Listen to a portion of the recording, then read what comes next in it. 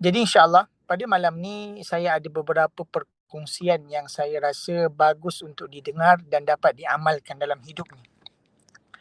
Jadi muslimin dan muslimat yang dirahmati Allah Subhanahu Wa Taala. Seperti mana kita tahu hidup ni segala-galanya adalah tanggungjawab. Hidup ni segala-galanya adalah tanggungjawab. Setiap daripada kita akan dipertanggungjawabkan ke atas apa yang kita lakukan.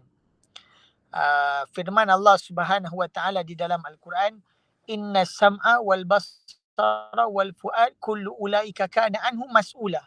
Sesungguhnya pendengaran kamu, penglihatan kamu, hati kamu, segala daripada benda ini adalah tanggungjawab kamu yang akan dipersoalkan oleh Allah Ta'ala ketika di hari akhirat nanti.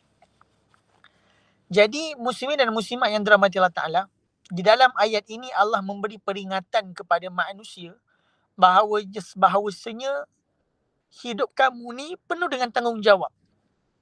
Selain daripada anggota kita ini menjadi tanggungjawab bagi kita, maka menjadi juga satu keutamaan bagi kita untuk bertanggungjawab kepada perkara yang lain. Contoh tanggungjawab kita kepada pimpinan kita. Setiap daripada kamu akan kullukum ra'in wa kullu ra'in mas'ulin. Setiap daripada kamu adalah pemerintah. Maka kamu akan dipertanyakan tentang apa yang kamu perintah. Contohnya keluarga kita, adik-beradik kita, ahli kita, ataupun orang-orang yang mana mengambil tempat di bawah kita. Bermaksud kita menjadi orang yang diamanahkan untuk memerintah keadaan mereka. Jadi sebab itu, muslimin dan muslimat yang dirahmati Allah Ta'ala, jangan jadi orang yang tidak bertanggungjawab, kerana di antara tanda-tanda orang yang culas, lalai di dalam hidup mereka adalah orang tersebut daripada golongan orang yang tak bertanggungjawab. Seperti mana kita tahu, i'malu ma syi'tum kama tadi wa tudan. Hiduplah macam mana pun kamu nak. Ulama bagi tahu, hiduplah macam mana keadaan sekalipun kamu nak. Kamu nak jadi orang soleh ke, kamu nak jadi orang jahat ke, macam mana pun, itu terpulang pada kamu. Tapi kamu kena ingat satu benda. Kama tadi wa tudan. Seorang penghutang akan bayar balik hutang dia. Macam mana kamu hidup, maka macam tu nanti kamu akan disoalkan di hadapan Allah Ta'ala. Jadi sebab itu hari ini di dalam Islam mengajak kita untuk menjadi orang yang mengambil tanggungjawab di atas perkara yang dipertanggungjawabkan ke atas kita. Contoh rakan-rakan kita, contoh ahli kita, anak isteri kita, kehidupan yang realiti ni kan. Jadi sebab itu muslimin dan muslimat yang dirahmati Allah Subhanahu Wa Ta'ala, kalau nak diceritakan pasal tanggungjawab, kedahsyatan tanggungjawab ni, maka perkara ini sangat mengerikan. Kerana nanti di hari akhirat, punyalah dahsyat tanggungjawab ini, seorang isteri tetap akan tuntut kepada suaminya kalau suaminya tak melakukan tanggungjawab kepada si isteri dengan sebaiknya. Seorang anak akan mempersoalkan di hadapan Allah Ta'ala kepada bapaknya bila mana si bapak tidak bertanggungjawab ke atas si anak tersebut. Seorang saudara akan mempersoalkan haknya di hadapan Allah Subhanahu Wa Ta'ala kepada saudaranya yang lain yang tidak bertanggungjawab kepadanya. Jadi setiap daripada kita mempunyai tanggungjawab. Sama ada antara kita dengan ibu bapa kita, antara kita dengan kawan-kawan kita, antara kita dengan saudara-saudari kita. Maka seluruh bahagian ini mempunyai tanggungjawab. Tidak ada orang yang boleh terlepas daripada tanggungjawab. Saya mungkin tak ada saudara, saya mungkin tak ada keluarga. Mungkin ada orang dia boleh cakap macam tu. Tapi dia kena ingat, dia tetap mempunyai tanggungjawab kepada umat hari ini. Jadi maksudnya apa? Maksudnya semua orang mukmin, semua orang yang beriman, dia mempunyai tanggungjawab yang perlu dilunaskan ketika mana dia hidup di dalam muka bumi ini.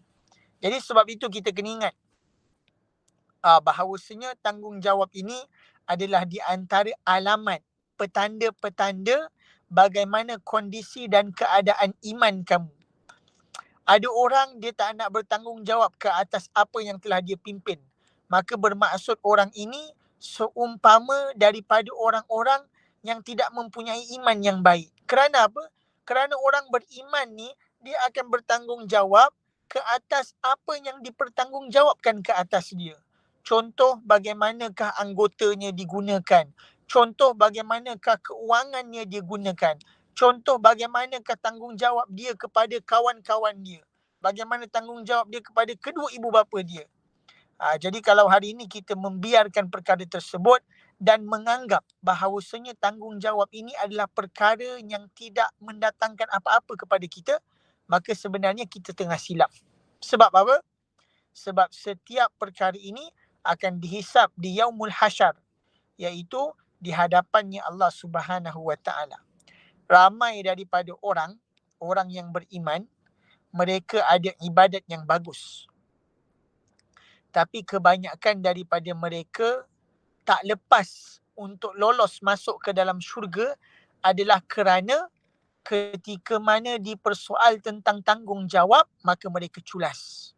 Ataupun mereka dituntut daripada orang yang dipertanggungjawabkan kepada mereka.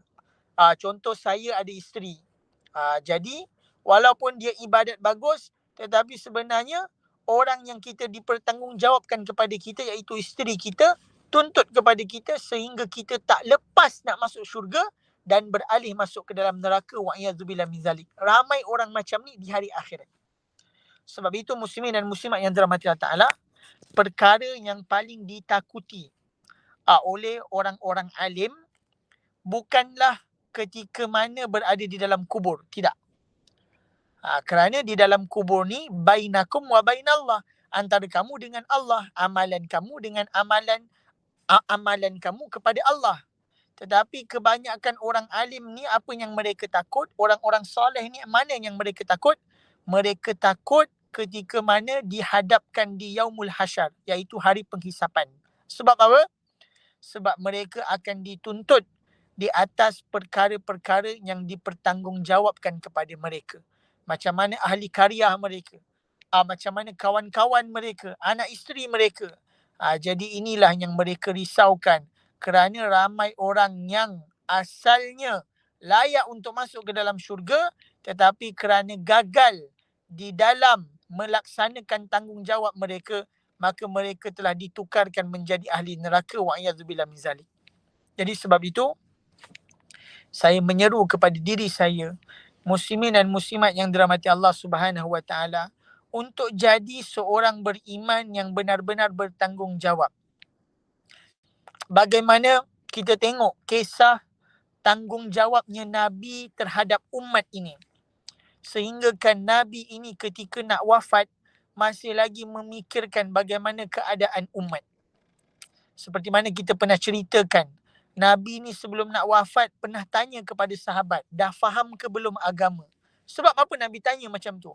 Sebab Nabi nak pastikan adakah tanggungjawab yang dipertanggungkan kepada Nabi ini telah dilunaskan dengan sebetul-betulnya. Macam mana kita tengok kisah para sahabat yang lain, bagaimana mereka melunaskan hak mereka sebagai saudara Muslim kepada Muslim yang lain. Sebab apa mereka berusaha melunaskan perkara tersebut?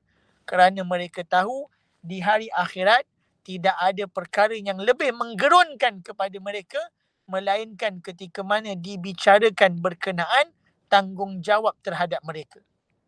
Jadi sebab itu, ingat pesan kepada diri kita, jangan kita culas terhadap tanggungjawab yang telah dipertanggungkan oleh Allah kepada kita. Apakah tanggungjawab kita kepada kedua ibu bapa kita?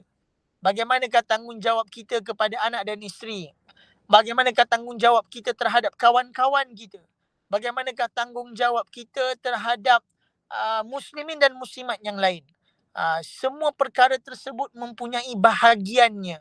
Maka menjadi tuntutan bagi seorang Muslim untuk melunaskan tanggungjawab mereka kepada seluruh bahagian yang disebutkan tadi.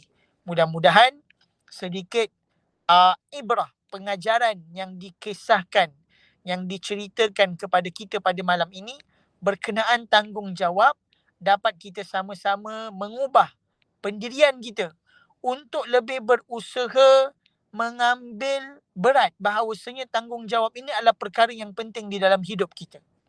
Dan mudah-mudahan Allah Subhanahu Wa Taala memberikan kekuatan kepada kita untuk melunaskan segala tanggungjawab kita kepada hak-hak yang mempunyai hak kepada kita. Jadi saya rasa cukup saja dahulu sampai di sini. Mudah-mudahan ilmu yang didengarkan pada malam ini dapat sama-sama kita amalkan dan kita sampaikan kepada mereka yang tidak ada dalam majlis ini. Maaf di atas sedikit kelewatan. Wabillahi taufiq wal hidayah. Wassalamualaikum warahmatullahi wabarakatuh.